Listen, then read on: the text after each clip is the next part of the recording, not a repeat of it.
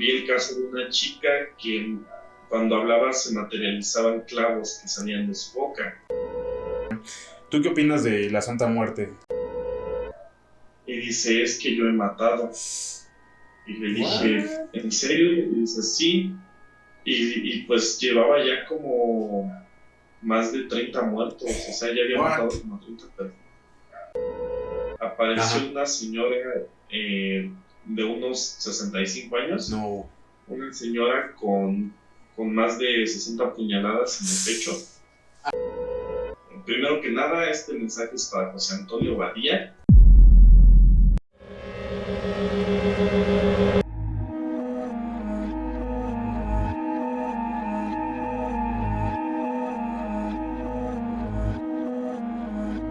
Buenas noches y bienvenidos a Nocturnos Podcast, el lugar donde reviviremos sus más profundos miedos, de la mano de historias tan aterradoras, extrañas y bizarras que les darán pesadillas. Así que cierren bien las cortinas y apaguen la luz, porque comenzamos. Buenas noches y bienvenidos a Nocturnos Podcast. Mi nombre es Luis Bautista y como siempre me acompaña mi hermano y compañero Mauricio. ¿Cómo estás, Mau? Muy bien, al 100, ya sabes, como siempre. Esta noche tenemos un invitado muy especial. Muchos lo conocen porque estuvo en La Hora Feliz, en un debate muy interesante con Carlos Vallarta. Un respetazo hasta allá. Ajá. También estuvo en el siguiente live con una entrevista con Alexa Shine, una actriz para adultos. Él es seminarista y como su nombre lo dice, es Alex el seminarista. Hola Alex, ¿cómo estás? ¿Qué tal? ¿Cómo están? Pues por aquí andamos en este Nocturnos Podcast. Y pues saludos a toda la audiencia, saludos también para ustedes. Gracias. Y igual. pues aquí estamos. Excelente. Sí, ahora sí que estamos muy emocionados porque tenemos unos temas que quisiéramos que tocáramos. Tu profesión, como ya lo dijimos, eres seminarista y pues ahora sí que queremos escuchar de tu lado algunos temas. Y si quieres empezamos con unas preguntas para que la gente te conozca más. Y la pregunta sería, ¿por qué motivo ser seminarista? ¿Por qué decidiste esta profesión? Bueno, bien, vaya, pues es una pregunta que puede tener muchas vertientes. Al final es cuestión de una decisión de vida que implica pues justo una cuestión sobrenatural, porque es sentirse llamado, y sentir que este es tu lugar, como un algo, una voz que te dice a lo mejor que es por aquí. Y en mi caso pues no fue una decisión repentina, o sea, no fue de la noche a la mañana, sino que ha sido un proceso de varios años. En total, pues fueron, no sé, 7, 8 años en los que estuve involucrado en varias cosas que me llevaron a final de cuentas a entrar al seminario por querer ser sacerdote. Entonces, pues diría yo que la decisión es más bien como que irlo viviendo y después te das cuenta que ya estás inmerso en esto. No es tan paulatino como el elegir una profesión, una carrera, sino que es más bien como que te vas involucrando poco a poco. Ok. También creo que eres estandopero. Así es, Ajá. Sí. Bueno, como bien dijiste, el 15 de agosto de hace pues ya casi 2 años, me invitó Hugo, el Cojo Feliz, a un programa de Feliz Producciones, donde pues yo fui parte de La Hora Feliz en 25 preguntas sobre el catolicismo que me hizo Carlos Vallarta. A raíz de eso, Carlitos me llama a Duques y Campesinos. Tuvimos una colaboración por ahí que solo fue por llamada, no fue personal. Posterior viene la entrevista con Alexa Shine. Posterior Carlitos con más llamadas que compartíamos, videollamadas juntos, no las grabamos ni nada, solo compartíamos. Y a raíz de que también todo empezó por mi tesina que estuve haciendo para filosofía. donde yo quise pues investigar sobre el humor. Entonces primero fue la tesina, luego se vinieron estas cuestiones de La Hora Feliz, de Carlos Vallarta, de todo esto, y pues como que el paso más lógico ahora era estudiar la comedia, pero desde el hecho de hacerla. Ajá, sí. Entonces fue cuando en diciembre de hace un año,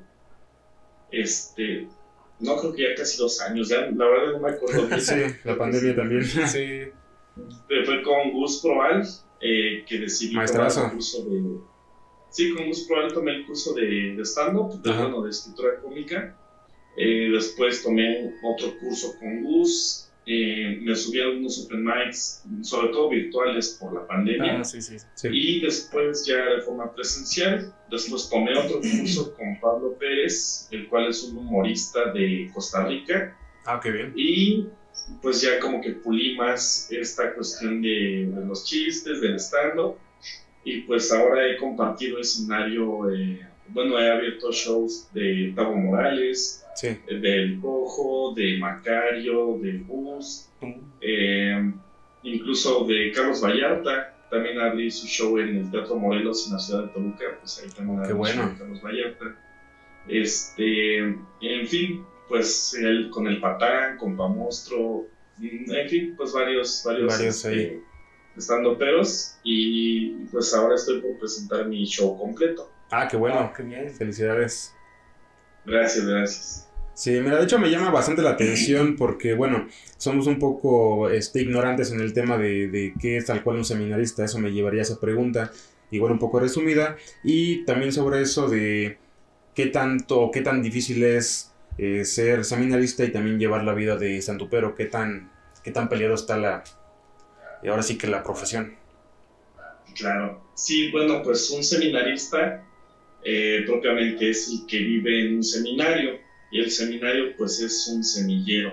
Esta es la etimología de la palabra, es el semillero que dará frutos a nuevos sacerdotes.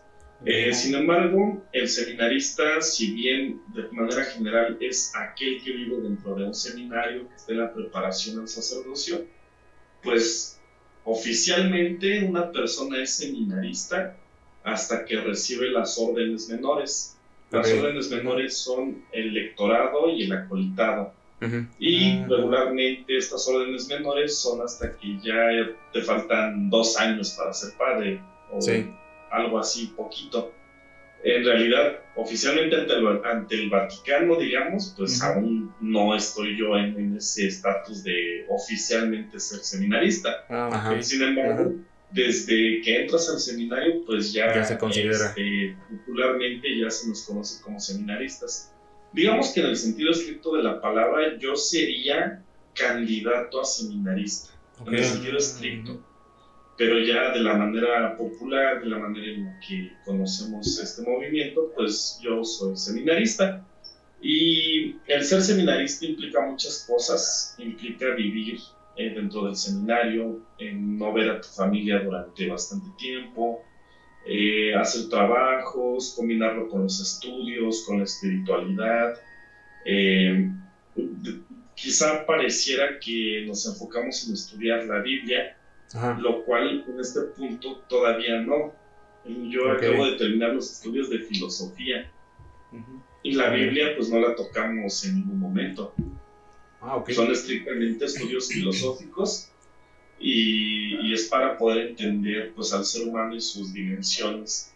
Esa es la finalidad del estudio de la filosofía, el tener un método de investigación, el tener un método de comprensión de lecturas, hermenéutica, y el poder adentrarnos en cosas como la metafísica, no la metafísica que se ha hecho como popular en los últimos años, eso de corte New Age, sino la metafísica filosófica, la que propone Aristóteles y que es la columna vertebral de la filosofía.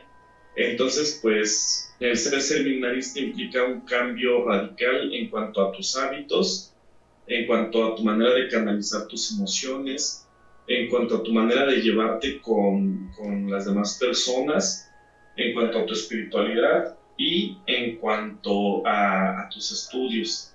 Entonces sí implica cambios grandes en la vida, se podría decir, normal. Ajá. Y pues a mí sí me cuestan varias cosas. Sí, Para un imagino. seminarista te están evaluando constantemente 4 áreas: el área espiritual, área humana, área intelectual y área pastoral. Y todas tienen que estar balanceadas, ninguna tiene que ser más Más o que la menos otra. que la otra. Ok. Tienen que ir balanceadas. Y en ciertos momentos sí es como mucha presión sobre cada uno de nosotros, pero son de ahí de donde surgen pues grandes retos y grandes maneras de pasarlos. Muchos compañeros se van quedando en el camino. Justo ahora, en la primera etapa se llama introductorio. Ajá. En introductorio entramos 18 de mi generación. Ajá. En filosofía solamente terminamos 9. Y en ese paso de filosofía a teología ya solo quedamos 7. Entonces, Más de la sí es mitad como se fueron. Así No es, manches. más de la mitad se van yendo. Ajá. Y sí es un camino donde te vas descubriendo a ti mismo, y en ese descubrirte a ti pues también descubres al otro y vas descubriendo también a Dios. Es un camino tal vez largo y difícil, pero es un camino que te va llenando y te va dando experiencias muy, muy buenas. En cuanto a compaginarlo con la comedia, pues como ahorita acabo de terminar los estudios filosóficos y precisamente mi tesina fue sobre ello, Sí. pues lo pude compaginar muy bien, Ujú. combinarlo, incluso la pandemia pues influyó en esto, porque si no hubiese sido por la pandemia, pues creo que jamás hubiera conocido al Cojo, ni al Tío Robert, Sí. ni a Vallarta, o a los de la Cotorriza, etcétera, etcétera. Creo que eso nunca se hubiera dado. La pandemia me permitió eso, me permitió conocerme desde el punto de vista de la comedia.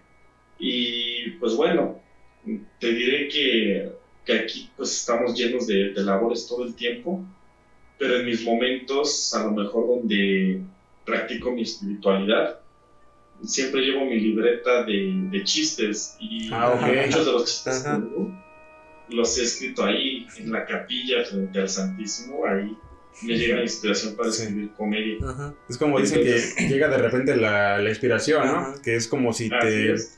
te llega como un eureka en el momento y tienes que escribirlo y está perfecto que te llegue en el momento que sea, que lo aproveches.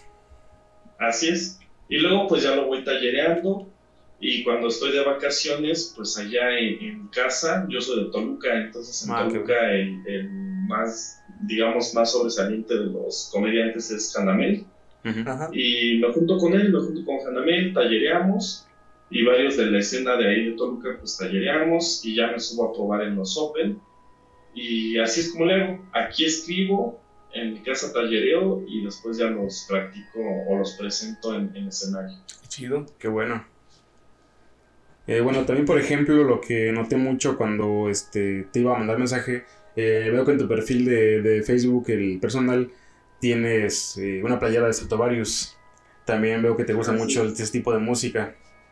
Y igual será más o menos la misma pregunta. Ves que casi siempre o bueno, de este lado de donde vivimos nosotros, cuando tenemos gustos musicales un poco así, por ejemplo, metal, luego no son tan bien vistos por las personas que son más apegadas a la iglesia y así. ¿Tú no tienes problema con eso o cómo te fue con eso? Pues efectivamente, mi género favorito es el metal, y Qué bueno. específicamente el power metal.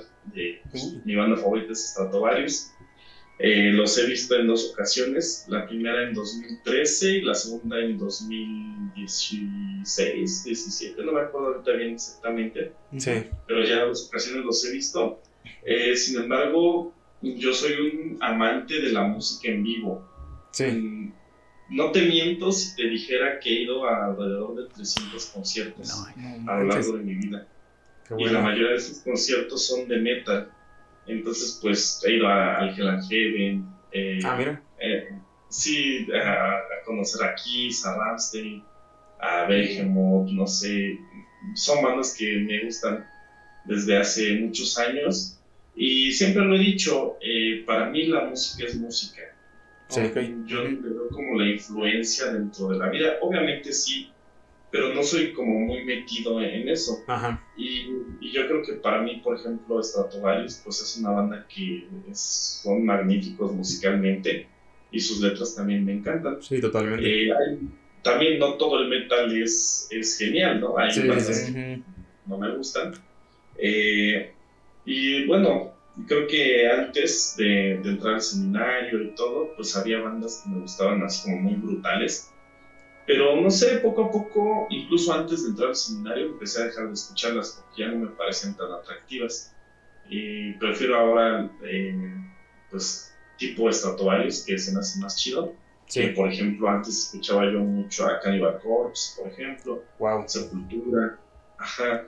Y bueno, sí hay muchas personas que están dentro de la iglesia y que pues a lo mejor les asusta o incluso dicen, ay, es que eso es del diablo, no sé qué. Sí, bueno, también por ejemplo... perdón. Por ejemplo, también si te ven con una playera de una portada de Mayhem, sí te saca de onda, pero fuerte, ¿no? Por ejemplo, por la imagen que está en una portada que se volaron la cabeza y le usaron como portada de su disco. Entonces sí está. Sí, de este Mayhem, y pues todos conocemos su historia, ¿no? Sí. De todos estos vatos bien locos. Sí, está fuerte. Sí, claro. No sé, Mayhem en lo particular pues no me gusta. Qué bueno, porque sí está feo. Está muy fuerte. Creo que la leyenda superó a la realidad, ¿no? Creo que ahí es una banda que se ha hecho de culto y pues, que de alguna otra manera los hemos conocido.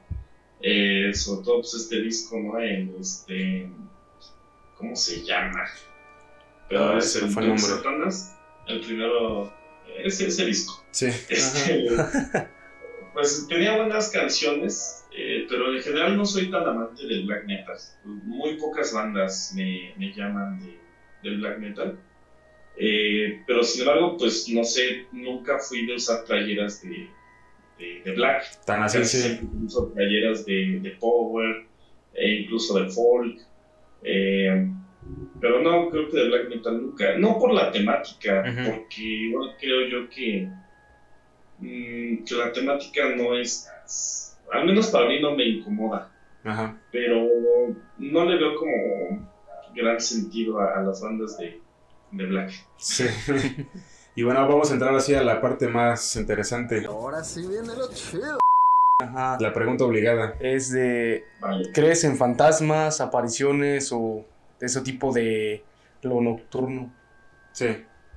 Ok, mira, soy un amante de la filosofía, la verdad. Desde siempre me ha gustado la filosofía. Desde antes de entrar al seminario, incluso yo creo que desde que tenía 15 años, siempre me ha gustado la filosofía. Te mentiría si te dijera que no creo en cosas paranormales, porque incluso como te dije al inicio, esta vocación incluso se interpreta como un hecho paranormal, porque es el sentir el llamado de algo que no ves. Ajá, algo más fuerte. Y sí creo en cosas paranormales, pero cosas paranormales como el hecho de Dios, el Espíritu Santo, la inspiración divina, ese tipo de cosas que nos rebasan. Pero el hecho de creer, por ejemplo, en fantasmas, brujas, no creo, la verdad, en apariciones y esas cosas. Ajá. La verdad, no creo en eso. Sí, por ejemplo, siempre lo digo casi en todos los programas. Ajá. Yo me considero una persona muy abierta a este tipo de cosas, más sin embargo tampoco no creo. Hasta ahorita no me ha sucedido nada, pero a mí me llama más la curiosidad de conocer. Si alguna vez sucede algo, tratar de verlo para ver si... Ahora sí como dicen, ¿no? Hasta ver, no creer, pero yo tampoco no me considero así como que de wow, veo por ejemplo algo y siento que es un fantasma, ¿no? Pero somos muy curiosos, entonces desde ahí este programa sale de hecho de eso, de la curiosidad de conocer algo. Si es que hay, si no, pues igual es muy entretenido el tipo de temas.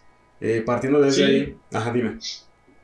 Sí, pues siento que parte del ser humano es buscar historias, porque siempre el ser humano vive de historias y de las historias que se cuenta a sí mismo, porque a fin de cuentas es lo que nos constituye, es lo que nos da identidad. Entonces creo que muchas de estas historias,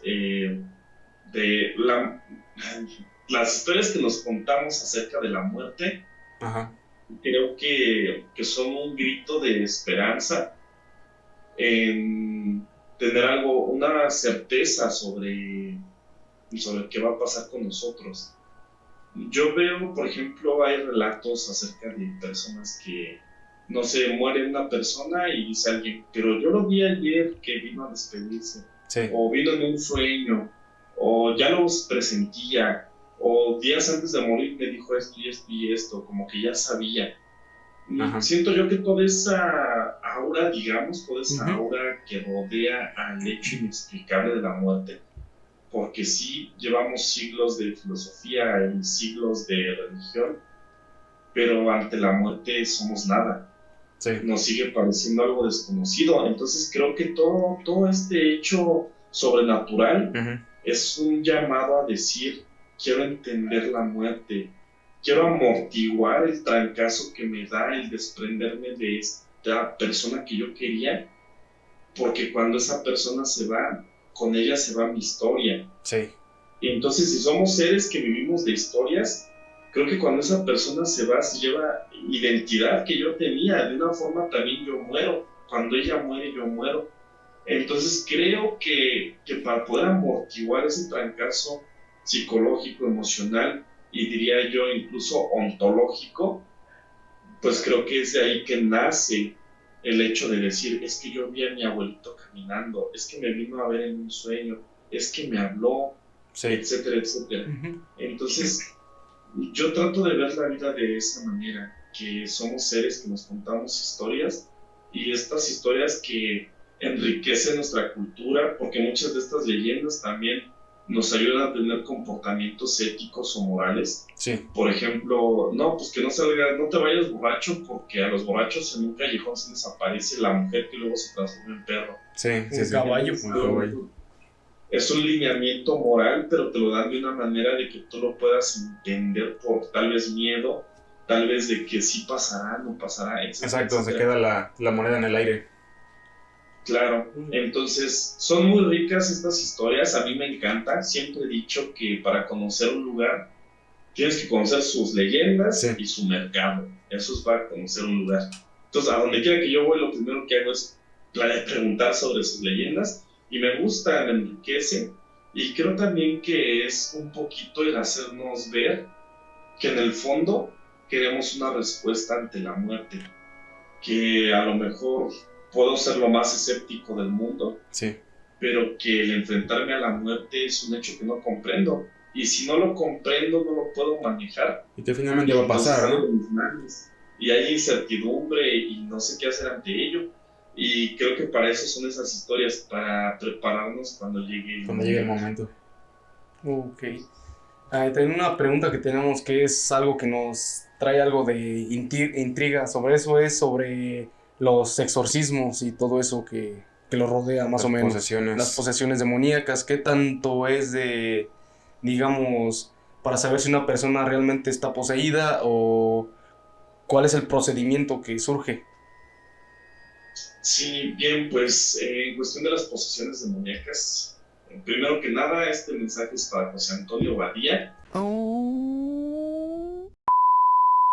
porque él asevera que solo en el cristianismo existe la posesión demoníaca, y eso no es cierto. Ujú. En todas las culturas, incluso prehispánicas, se habla de posesiones demoníacas. Y si vemos las religiones, por ejemplo, politeístas como el hinduismo, también ahí se habla de posesiones demoníacas. Los musulmanes y los judíos también creen en posesiones demoníacas. Dejando aclarado este punto, y si Muy está bien. un día varío por Sí. alguna razón, Le va a llegar. Sí. pues le aclaro eso, Ajá. que no solo en el Ok. cristianismo hay posesiones. Bien, ahora, creo que la mayoría, a lo mejor si me pusieran aquí 1000 casos, no es más, 10,000 casos de posesiones, diría yo que solo uno a lo mejor es real. La mayoría de los casos son enfermedades mentales, son problemas cerebrales, son problemas de conducta, incluso emocionales.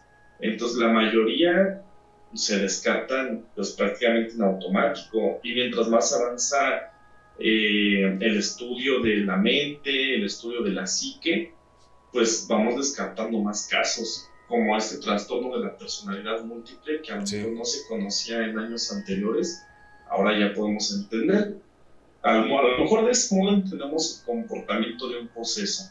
El hablar en distintos idiomas, pues también está comprobado que algunas personas que dividen su psique por algún trastorno pueden aprender idiomas con solo escucharlos en la radio, en internet, o sea, aunque no les pongan atención, aunque no los estudien, la psique puede... Se queda guardada. Los idiomas. Entonces, a lo mejor cuando un poseso habla en otras lenguas, pues a lo mejor podría ser por ese lado. Sin embargo, hay incógnitas que hasta nuestros días quedan. La incógnita más grande, por ejemplo, los casos de posesiones demoníacas, las personas levitan. Listones de Biblia, perfecto.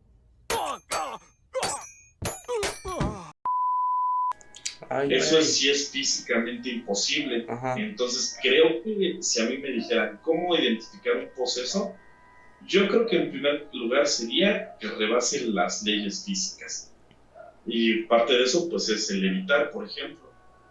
La otra es materialización de objetos en el momento. Por ejemplo, vi el caso de una chica que cuando hablaba se materializaban clavos que salían de su boca. En otro caso salían serpientes de la boca de una chica. Entonces, en esos casos de materialización de objetos, creo que también sí podría tratarse de una posesión real.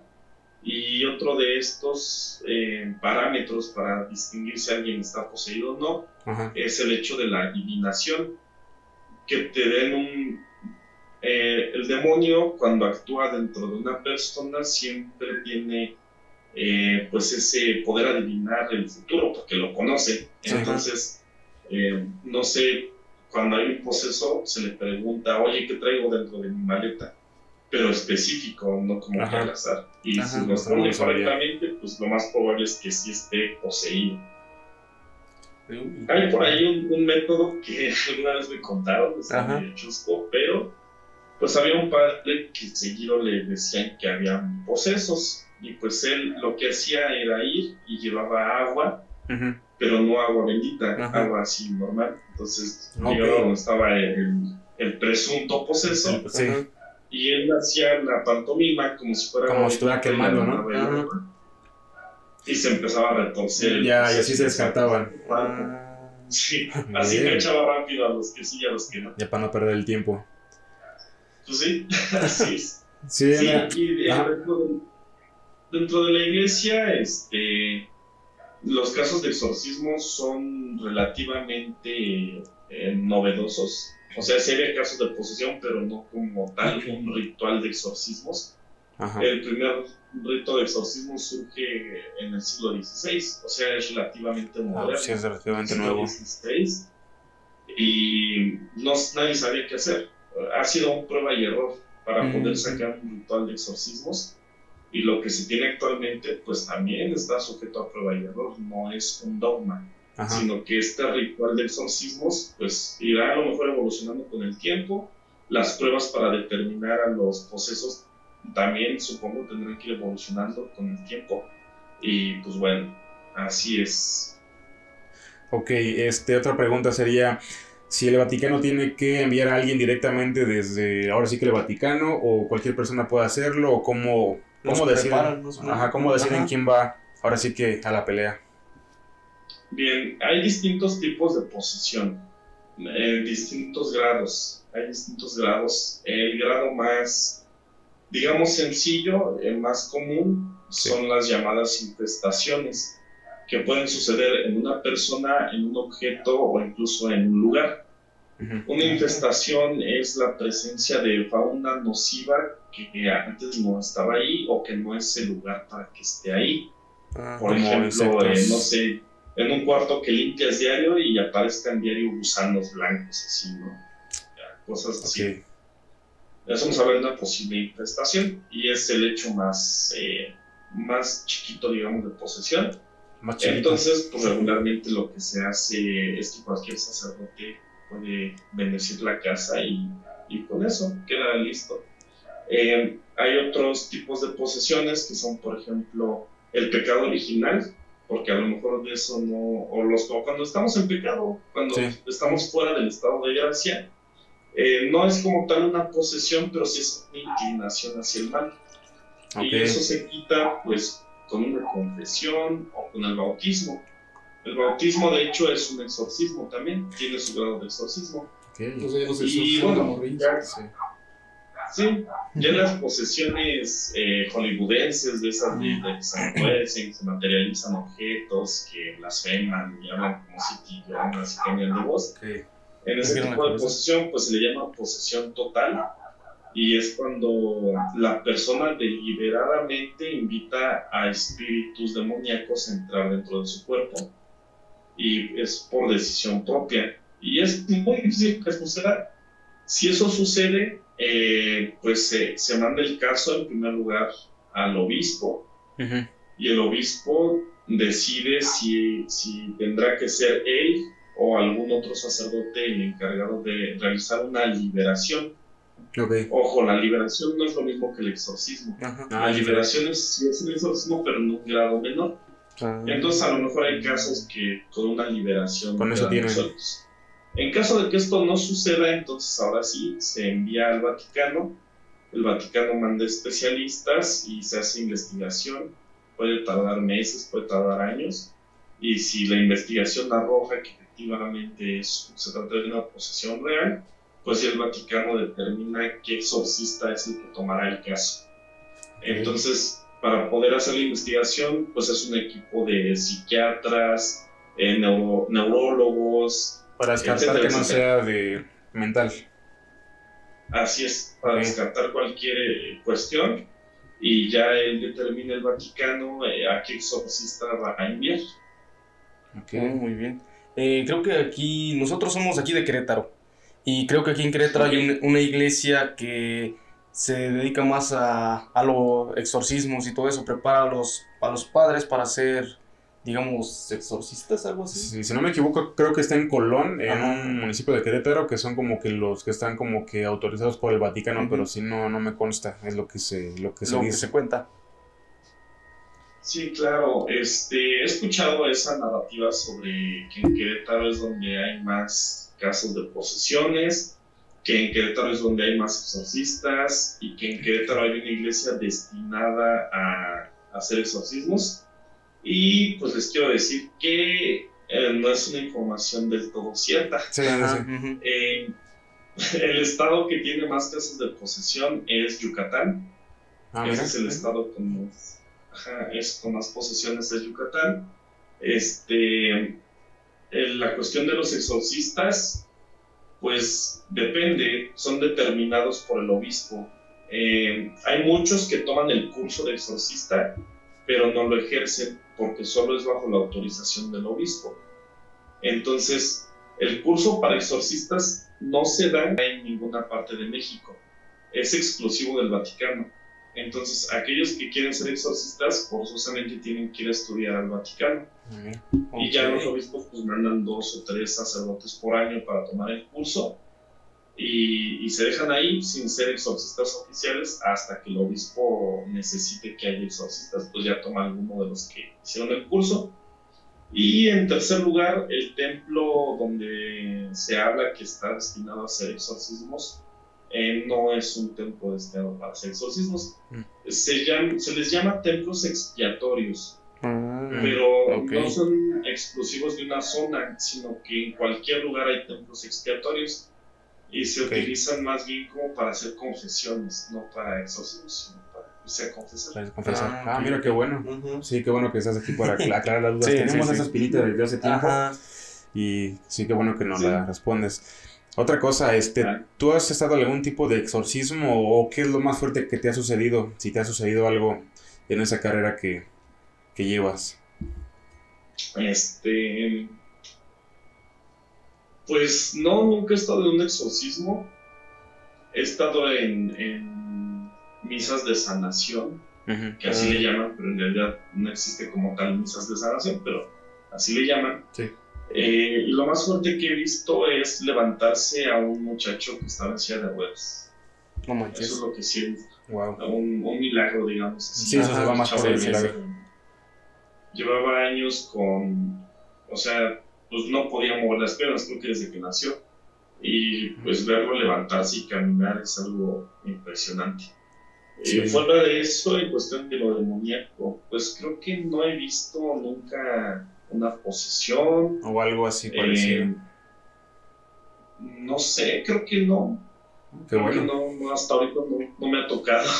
Y fíjate que me dan ganas, o sea, yo sí quisiera esa espinita la Esa tengo experiencia. de algún día presenciar algo así, Ajá. pero hasta la fecha no se me ha dado.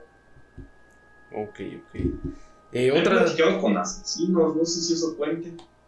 Uy, a ver. Pues sí puede ser, o algo que te hayan contado así súper fuerte, que digas tú como de, tuve que llegar a mi casa a bañarme un buen rato para relajarme porque me dejó medio dañado todo lo que me dijo. Sí, pues fíjense, he hablado con pedófilos, he hablado con asesinos. Un chico que conocí, él era de Tijuana, Ajá. fue a la iglesia y iba recurrentemente a la iglesia y pues él decía, un día se acercó a mí y me platicó que él iba a la iglesia como para aceptar que su mamá se iba a morir. Y le dije, ¿cómo sabes que se va a morir? Y dice, pues es que tiene SIDA y ya está como que en las últimas. Ajá. Entonces empecé como que a hacer amistad con este chico y poco a poco él comenzó como a interesarse más en Dios, oraba y todo. Y un día yo estaba explicándole a la gente cómo se hace una buena confesión. Y Sí. parte de cómo se hace una buena confesión, pues es recordarles los mandamientos. Y cuando llegamos al mandamiento de no matarás, pues este chico se acercó después de que terminé, se acercó a mí y me dice, oye, ¿a poco está mal matar? Y le dije, manches. pues sí, le digo, es un pecado, le digo, y pues está mal que mates a alguien. Y dice, es que yo he matado. Y le dije, ¿en serio? Y dice, sí. Y pues llevaba ya como más de 30 muertos, o sea, ya había matado como 30 personas. Y pues es un chico que se metió en una banda delictiva en Tijuana, se metió en una banda delictiva y pues él era de los que mueven droga. Entonces, pues muchas veces su patrón lo mandaba a cobrar y hacer el trabajo sucio. le pagaban, pues era la orden de matar. Y entonces, pues ya llevo más de 30, 40 a lo mejor, dice, no sé cómo. No manches. Qué No, fuerte. sí, esa fue una vez. Platiqué una vez con un asesino serial. Estaba como muy desorientado. Ajá. Como que no coordinaba la vista y el habla, o sea, como muy, no sé, muy raro. Como fuera de sí. Dispersado la mente. Sí, una persona rara y Ajá. muy agresivo. Y me tocó platicar con él y yo lo calmé porque él estaba como muy alterado y decía que quería ir a golpear a unos chavos que no le dieron una chela. Ajá. Porque pasó la típica bolita de que están tomando. Sí. Ajá. Y él pasó por ahí y pidió cerveza y nadie le dio. Entonces estaba muy alterado y quería irlos a golpear. Y decía, no, yo los destrozo y no sé qué, y los mato y bla, bla, bla. Y así yo dije, pues está drogado, ¿no? Ajá. Y a los pocos días en esa comunidad, es más, al otro día apareció una señora de unos 65 años. No. Una señora con más de 60 puñaladas en el pecho y un seno cortado. Cortada. Sí. Y fue este tipo la asesinó de esa manera. Y pues ya viendo la forma en la que mata, pues descubrieron que era autor de otros 6 asesinatos. Por lo modus operandi lo cacharon. Ay, güey. Así es. Entonces, pues es increíble porque yo platiqué como 3 horas antes de que fuera asesinado. Pasara eso. No manches. Entonces sí son cosas pues sí impresionantes. He platicado con personas que se dedican al ocultismo, al satanismo, a la brujería. he platicado, el que más coraje me ha dado, Ajá. y vaya, es mucho con esto que les he contado, pero el que más coraje me ha dado es con un pedófilo. imagino. Se acercó un día que había confesiones en la parroquia, y esto fue hace poco, fue hace Ajá. un año, yo creo. Ajá. Se acercó supuestamente a confesarse, Sí. pero como el padre en ese momento estaba ocupado confesando a alguien más, pues me dijo que quería platicar con alguien porque se sentía mal, entonces ya platiqué con él. Y pues decía que estaba mal con su esposa, porque su esposa lo regañaba cada rato, y como problemas de pareja. Sí. Ajá. Y después vi que estaba con él su hija, No. y entonces su hija estaba muy inquieta. Sí. Ajá. Y entonces, pues él como que le hacía señas para ver así como de estate quieta, ¿no? Así señas, así. Ajá. Y entonces le digo que cómo se llevaba con su hija.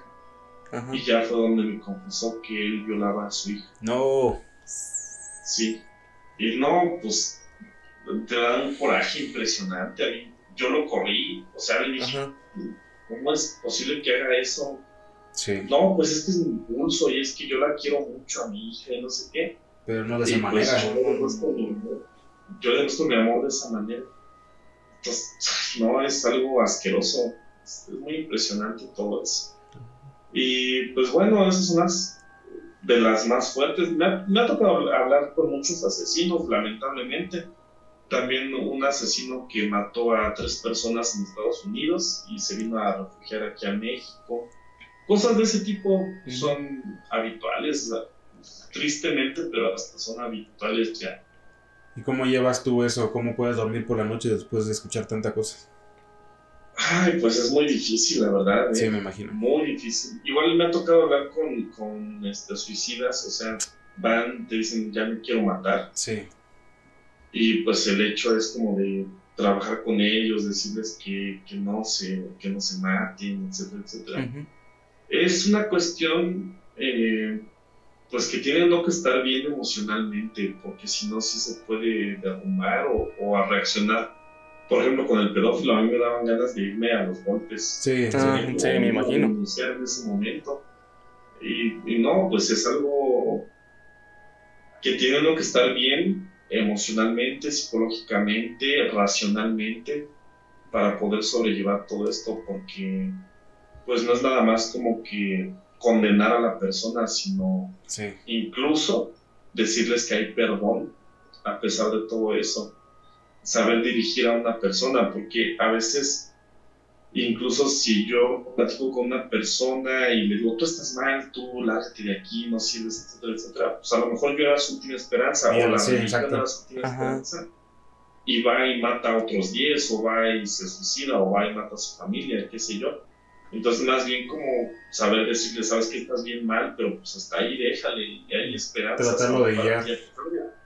De todo eso puedes cambiar. Qué fuerte. Entonces, pues sí, es difícil, la verdad. Hablando de eso que dices de que has hablado con brujas o de ese ámbito de qué tan cierto es y qué tanto es alejado de la realidad sobre, por decir, la brujería, los amarres, sobre todo eso de que le hacen a las personas, como ya sea para dañarlas o para, digamos, hacerles amarres de amor, A fuerza. a fuerzas, tenerlo así como una persona, como una pareja que se separa y una de esas partes quiere tenerla y llega con un Claro. hechicero brujo y quieres, no, yo lo quiero, haz un trabajo. Pues yo no creo en la brujería, la Ujú. verdad. No, siento que pues todos los elementos que utilizan, para acabar rápido, yo no creo que un elemento natural posea poderes sobrenaturales. Entonces, pues que una limpia con un huevo y que una madre y que un colibrí y que un listón rojo, Sí. la verdad no, para mí yo no creo en eso, pero hay algo que debo de aclarar. Ajá. Ajá. La brujería, sobre todo en México, como muchas otras cosas, ha sido un sincretismo. Entonces, cuando la brujería llega a México, se mezcla con la herbolaria. Ya. Y entonces, Ajá. a lo mejor tú vas con un brujo y te echa un polvo de una hierba y lo que actúa dentro de ti es ese polvo y esa hierba. no la brujería que te está haciendo. Sí. Entonces, esas personas que a lo mejor pueden pensar que están embrujadas, pues a lo mejor solo están intoxicadas o a lo mejor, pues no sé, alguna hierba que por ahí les echaron. Los echaron, sí. Entonces yo diría, tengan cuidado de no comer o tocar o inhalar cosas de brujos. Sí. Pero de eso a que no sea un brujo te diga, te voy a hacer un embrujo y vas a ver que te va a ir mal, pues eso creo que es nada más puro chantaje. Sí. Son importantes. De hecho, hace rato, temprano estaba platicando con mi papá porque le conté que íbamos a hablar contigo. Le dije que estaría bueno para preguntarle o alguna duda que tengas, y justamente empezamos a hablar sobre eso porque él tampoco quería decir en brujería y eso. Y fue justamente lo que me dices, que dijo hay que tener más miedo a lo que te dan como remedio, porque eso sí te puede dañar. Deja tú de lo que es el, ¿cómo se llama? Que te sugestiones o que tengas así como que efectos placebos o nocebos, que es más bien a él le da más miedo eso de que le pongan algo. Dijo, porque si tú no sabes que te están embrujando ni cuando te das, pero si te embrujan con algo que es líquido en tu comida, pues obviamente te va a pasar algo. Te vas a enfermar. Sí. Ahí sí, pues sí le digo, porque se mezcló con la herbolaria y pues te echan una fuente y ya valiste. Sí. En la cuestión de la brujería, pues esa es mi opinión. Pero en la cuestión, por ejemplo, del ocultismo, en la cuestión del ocultismo creo yo que son como capas. Creo que hay capas. Y a lo mejor hay mucho charlatán, pero sí creo que hay en el fondo cosas muy turbias en la cuestión del ocultismo. Y a lo mejor no es tanto lo sobrenatural, pero sí creo que de eso el demonio sí lo utiliza para influir en las personas.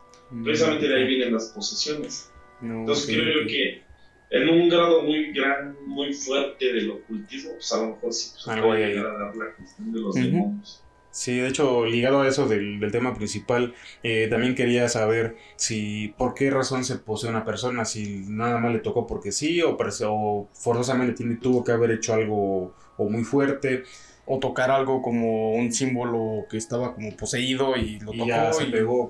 ¿Cómo pudiera funcionar eso?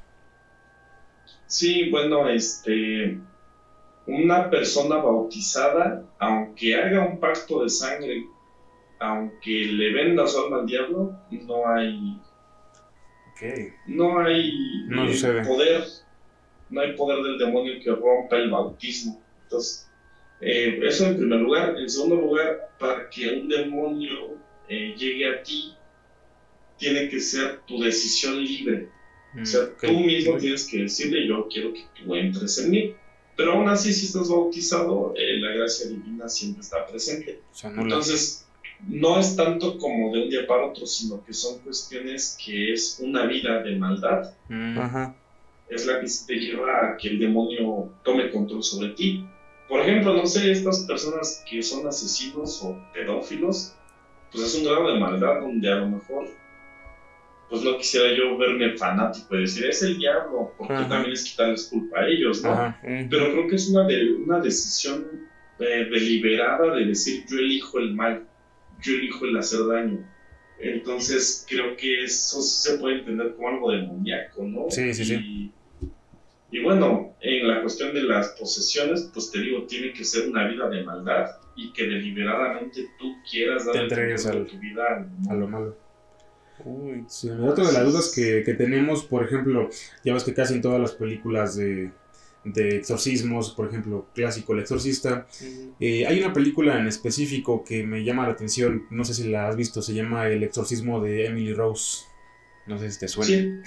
Sí, bueno, pues eso, el tema que trata es de que la chica falleció porque tenía problemas mentales. Y bueno, ese es un tema aparte, pero a mí lo que me llama la atención es de que la chica dice que dentro de ella tiene una legión de demonios. ¿Eso es posible o solamente tienes uno? ¿O cómo podría funcionar eso? Claro, el primer exorcismo documentado en la historia, les decía yo, es del siglo XVI, me parece que la fecha exacta es 1587, por ahí, no recuerdo bien la fecha, y se dice por los escritos que pues, existen los escritos, que se logró distinguir a más de 400 demonios que la poseían. Porque fue un exorcismo que duró 2 años y que normalmente por día entraban 40 demonios en ella. Por día. Eso. Entonces, sí existe esta cuestión de las legiones, porque de hecho lo dice la Biblia, lo dice la Biblia en el Evangelio de Marcos, en el Evangelio de Mateo, el Evangelio de Lucas. Jesús va caminando y hay un hombre que está atormentado por demonios ahí en el suelo, y Jesús le dice, los demonios le dicen a Jesús: no me atormentes, hijo de Dios. Y Jesús les dice: lárguense de aquí. Y dicen ellos: somos legión. Entonces, sí se da que en una sola persona entren varios demonios. Excelente. Porque creo que en esa película, esa del exorcismo de Emily Rose, se supone que está basada en una historia real. Que la que era la persona que estaba poseída era Annalise Mitchell, que era de descendencia alemana, algo así. Y creo que ella tenía varios, digamos, demonios dentro de ella. Entre ellos era Judas, era Hitler, era Nerón, Caín y no me acuerdo cómo es el nombre. Pero bueno, igual la pregunta sería si es cierto que Hitler o Judas ya son demonios a ese grado de que ya se considere como que son ya demonios o... Mira, como demonios se entiende a los ángeles que han desobedecido. Los ángeles caídos. Nosotros entendemos que el alma humana cuando muere el cuerpo, pues el alma tiene un lugar. Dentro de la religión católica comprendemos 3 lugares: el infierno, el cielo y el purgatorio. Aunque el purgatorio, digamos que es la antesala del cielo, digamos que vamos a ponerlos juntos. Pero entonces, para el pensamiento cristiano, las almas no tienen retorno hacia la tierra. Por eso es que tampoco creo en fantasmas, porque las almas no pueden volver a este plano existencial, trascienden y se van a otro plano. Entonces, por tanto, un alma humana no puede poseer otro cuerpo, no puede entrar a otro. Los que tienen la facultad de entrar en otro cuerpo son los demonios, no porque sean demonios, sino porque fueron ángeles, son de naturaleza angelical. Entonces, ellos tienen poder no por el hecho de ser demonios, sino por ser ángeles. Y por eso es que las almas angelicales sí pueden entrar en los cuerpos. En este caso, pues serían los demonios, pero las almas de los seres humanos, por más maldad que hayan tenido, no pueden convertirse en demonios. Digamos, no tienen la divinidad para hacerlo. Claro, sí, no tienen la facultad para hacerlo. Entonces, ni Caín, ni Judas, ni Hitler no son demonios. Y bueno, por ejemplo, también he visto en todas las películas, obviamente son películas, sé que es ficción, pero igual me llama la atención que casi siempre, o más bien siempre en las películas les piden los nombres de los demonios cuando por fin logran sacarlos del cuerpo. ¿Sabes por qué? Si es real eso o no. Sí, de hecho esa es la parte final de un exorcismo. Se intenta desde el momento 1 que el demonio te diga su nombre. No es cuando ya lo expulsaste, sino que es para poder expulsarlo. O sea, si tú a un demonio logras hacer que te diga su nombre, ya la hiciste, ya lo expulsaste. ¿Por qué? Porque Satanás es el padre de la mentira. Digo Satanás como el concepto de todos los demonios. Entonces, los demonios son la mentira. Y si un demonio te dice su nombre, te está diciendo la verdad. Entonces, cuando un demonio dice la verdad, pues se desarma a sí mismo. Ya no puede estar ahí, tiene que irse. Entonces, por eso siempre cuando hay una posesión se pregunta quién eres. Y en este caso, si vamos al evangelio que les dije hace un momento, el demonio no dijo su nombre, dijo somos legión. Y después Jesús ya los expulsa y los hace irse a unos cerdos, y los cerdos se avientan al agua. Entonces, siempre que un sacerdote va a realizar un exorcismo, pues lo primordial es identificar con quién o con qué demonios se está tratando, y de ese modo es como se realiza la expulsión. Otra cosa que es muy real, pues es que el ser humano busca nombrar todo, porque el darle nombre a una cosa es tomar control sobre ella. Ok. Entonces, volvemos a la premisa del inicio. Sí. Nosotros con los relatos de fantasmas le queremos dar un nombre a la muerte, porque nos rebasa. Entonces no la podemos controlar. Ajá. Por eso es que damos estas leyendas, ¿no? Y volviendo ahora a lo de los exorcismos, pues esa es la razón. Porque si tú puedes nombrar algo, lo puedes controlar. Ah, mira. Y bueno, otra cosa que, una duda que también nos dijeron. ¿Tú qué opinas de la Santa Muerte? Que ya ves que se supone que no está como que ahora sí que autorizado por la religión católica y eso.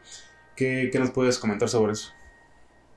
Pues bueno, la Santa Muerte es un culto que nace aquí en México, aproximadamente por los años 60, 70, y tiene elementos de una tradición católica preconciliar, anterior al Concilio Vaticano II, que se llama el Memento Mori, que es pues el momento de la muerte.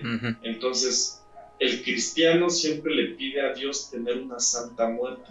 Ah, ok. Pero no se le puede. Ah, o sea, se directamente puede morir eso. en Sí, cantidad. sí, sí. Ah, ok. De hecho, aquí tengo junto a mí la liturgia. Esta es la liturgia.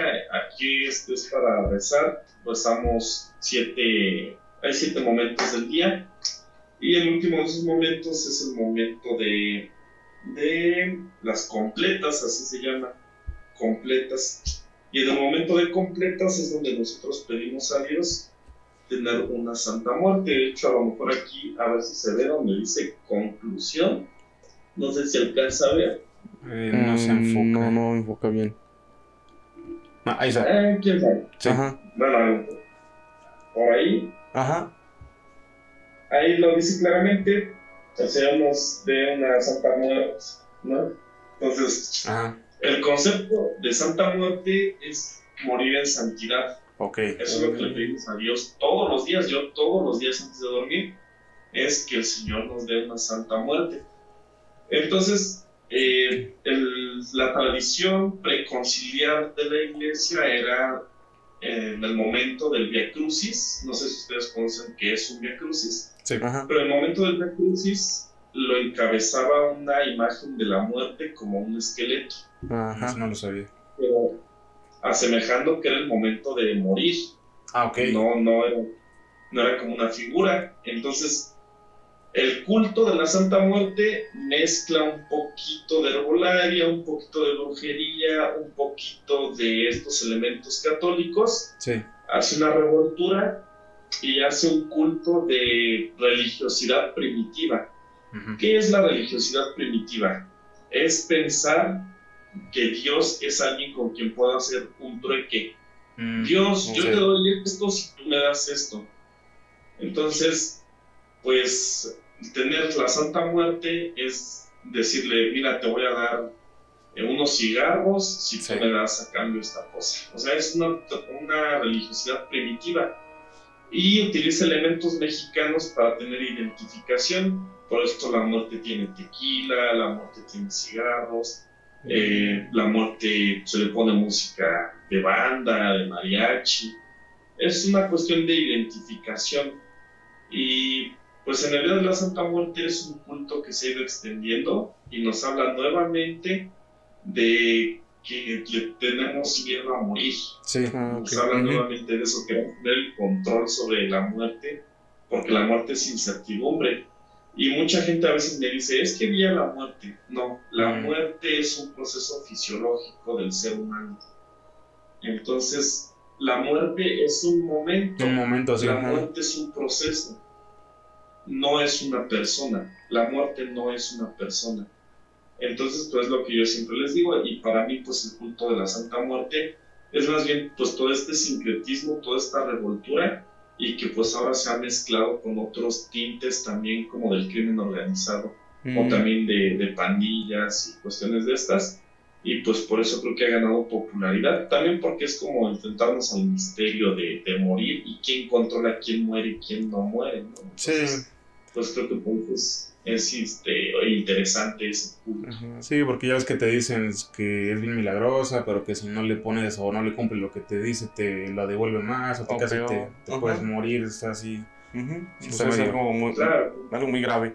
Y luego hablando eso sí, sobre de eso de las brujerías, de los chamanes, todo eso, hay un tema que también tenemos un poco de duda de la existencia de los supuestos nahuales, que son personas que se pueden transformar en animales o que tienen, digamos, otros poderes más, digamos, Sí, o sea que dicen que, paranormales, entre comillas. ajá, que dicen ellos que bien. tienen el poder, ajá. Ajá. Pues el nahual, sobre todo en la cuestión pues prehispánica, Ujú. el nahual no era la persona que se transforma, el nahual era la persona que era un espejo. De hecho, nahual viene de eso, de espíritu, pero entendido como un espejo. Por eso se decía que el espejo tiene tu alma. Es una mala interpretación, pero los antiguos nahuas comprendían que había personas que eran como tu espejo, Ok. porque en ellos podías confiar, porque en ellos podías ser libre, porque en ellos podías hablar como si te conocieras de años. Ajá. Sí. Y estas personas, los espejos, digamos, los Ajá. nahuales, eran personas que te conducían para una vida ética, dentro de una práctica religiosa, dentro de una práctica social, una práctica personal. Entonces, más bien los nahuales eran sabios. Nada tenían que ver con la concepción que hoy se tiene de nahual. Sí. Esto más bien, digamos que se mezcló con el concepto de la filantropía, que es esta cuestión de transformarse en otros seres y esas cosas. Se hablaba de que se podían transformar en animales no porque físicamente se transformaran, sino porque había una identificación con un animal espiritual. Ok.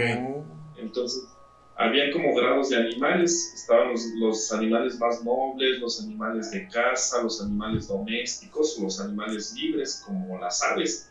Sí. Que aquí en México, pues el gorrión, el cenzontle, el quetzal eran lo más grande a lo que podía aspirar una persona en la cuestión de la sabiduría y del desarrollo espiritual. Ah, perfecto, sí, porque teníamos la duda de eso, de que de repente hay personas que dicen, yo me puedo quitar las piernas y me empiezo a hacer águila o me voy por aquí o algo, pero no te puedo mostrar porque si te lo muestro tú te mueres porque no estás preparado para ver esto. Y así como de, pues hazlo, aquí estoy. Entonces tenemos esa duda. Claro. Sí. Sí, pues no son charlatanes nada más. Sí. Sí, mira, qué buena plática hemos tenido. Te agradecemos bastante tu tiempo. Sé que estás a tope con actividades, pero sí tenemos esas dudas y creo que estuvo muy interesante. Muy informativo. Muy informativo. Ya nos sacas muchas Muchas dudas. gracias por invitarme. Y ya saben, pues aquí andamos para cualquier cosa. Muchas gracias. ¿Algunas fechas nuevas que tengas? Si quieres comentar, por ejemplo, Pues, sé que estás en un colectivo, ¿no? De La Cosa con C. Sí, bueno, estaba, porque les dije que cuando yo regresara al seminario, pues Ya, terminaré con ellos. Entonces, por ahorita, pues no tengo actividad con ningún colectivo. Sin embargo, presentaré show completo, que por cierto, mi show se llama Santa Muerte. Igual yo ahorita pues, ya les hice spoiler, ¿no? De por qué Santa Muerte. Spoiler. Spoiler alert. Voy a tener mi show completo, en la ciudad de Toluca. Si quieren, pues después les paso el link aquí para que vayan a checar el evento y para que pues, entren a este evento. Y es la primera vez que haré show completo, entonces pues bueno, felicidades. La gente que nos escucha de Toluca pues puedan asistir. Igual, ¿dónde te puede seguir la gente para que cheque más tus redes sociales? Si tienes canal de YouTube o algo para ponerlo aquí para que te puedan seguir. Bien, mis redes sociales, pues en realidad ahorita no estoy manejando redes, pero suscríbanse a mi canal de YouTube que es 7 panes y 2 peces, ¿vale? Aquí lo ponemos. Sí, bueno, creo que con eso cerramos el capítulo. Muchas gracias nuevamente por estar aquí y esperemos que les guste mucho. ¿Alguna otra cosa que quieras agregar? Esperemos que tengamos otra vez ustedes con nosotros en otro capítulo y ya vemos de qué tema más platicar, porque hay muchas Muchísimo. dudas de todo esto de la religiosidad o de cosas paranormales o cualquier duda que tengamos. Sí, sí se puede que te tenemos otra Ajá. vez. Claro que sí, cuando ustedes me inviten, pues ya saben que cuentan conmigo. Gracias. Muchas gracias. Con eso cerramos el capítulo y recuerden revisar bajo la cama porque los espíritus nocturnos Siempre acechan. Adiós. Para más contenido, síguenos en todas nuestras redes. Recuerda revisar bajo la cama porque los espíritus nocturnos siempre acechan. Adiós.